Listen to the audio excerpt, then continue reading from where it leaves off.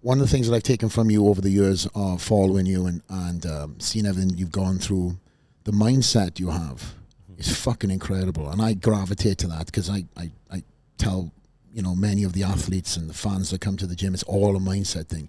You believe, you'll win. If you don't, you won't.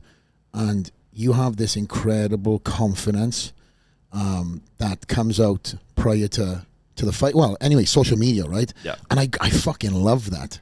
You can even, you've given envelopes for the fans that have not known, the judges to open up after the fact, give them envelopes to basically you're going to pick how you finish your competitors off. And it's fucking incredible. That's one of many reasons, obviously, why I love the confidence you ooze, but the mindset, mate, it's fucking incredible. Is that something you've always had? Yeah. I mean, and it gets better as time goes on because confidence is built in the gym, right? Yeah. Like if you're lifting with 5 other guys and you're posing together in the mirror and you can clearly see you're more symmetrical, you're more defined. Like the confidence comes from positive results in the gym, right? So like if you're lifting with guys and you can clearly see in the mirror, okay, I'm in better shape than this guy. Yeah. You're going to have confidence when you go into competition. It's the same thing in jiu-jitsu. Like if I'm trying to hit an armbar in training and I hit 2 out of 10, I'm probably not going to be that confident when I go to competition. But if I'm, working on a new move, I'm working on that armbar and I hit 8 out of 10 or 9 out of 10 or 10 out of 10 arm bars, I'm like, okay, like I can do this. So there's nothing, I mean, at least now at this stage in my career, there's nothing in my life that would cause me to question my confidence. Like I do good in the gym, I do good in competition. Like I beat the best guys up in the world. So there's nothing really that would shake my confidence because I feel comfortable everywhere. And that confidence is built from positive results over time in the gym. When I learn a new move, I'm not great at it. I'm not terrible either. Like I can't hit a new move on the second best guy in the world maybe on day one, but I can hit it on a blue belt, a purple belt, a brown belt, and then I work up to the best guy in the world. So over the course of a month, 2 months, I take that new move and now I'm hitting it on the second best guy in the world, and that's how you build the confidence over. It's not just like false confidence where it's just like, I'm the fucking best, but it's like the guy in the bar who thinks he can fight. He's like, I'm the fucking best, but and then he goes into a fight and he just gets tired in 30 seconds and like gets beat up. So I think that true confidence is built from positive results over time in the gym. I agree. And also, you add to something you said.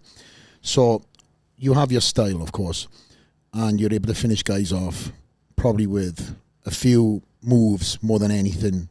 More than others, but what you just said is you will pick a new move to learn so you can get great at it, so then you will execute it against one of the world's best, even though you know that you could finish this guy off in one of many other ways. You want to learn something new to test yourself. Yeah, so that's fucking incredible, man. That's actually one of the ways I force myself to get better. Because if I'm learning a new move and I put extra pressure on myself where if I know I'm going to fight a guy 3 months from now and I'm working on a new move, I'll make it a point in my head to say, I'm going to finish this guy with that move. So that does two things. It makes it exciting for the fans, which is like, the persona part of it. But on the personal level, on the technical side of it, if I say, hey, I'm going to finish a mounted armbar on you, and I put this in my head, 6 weeks before competition, and I'm like, I'm going to write this on an envelope. That's a lot of pressure. So now in the next 6 weeks, like, fuck, I better get better at this mounted armbar. And so you go from being good at a move to being a master at a move.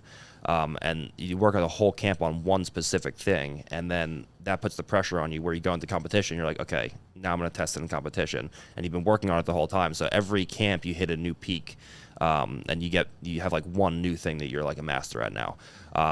And I've done it for arm bars, and then one of my matches, I didn't call the submission, but I was competing against a guy, Jacob Couch, and I didn't write it on an envelope because I like Jacob Couch, and I usually just do like douchey things to people who I don't care about.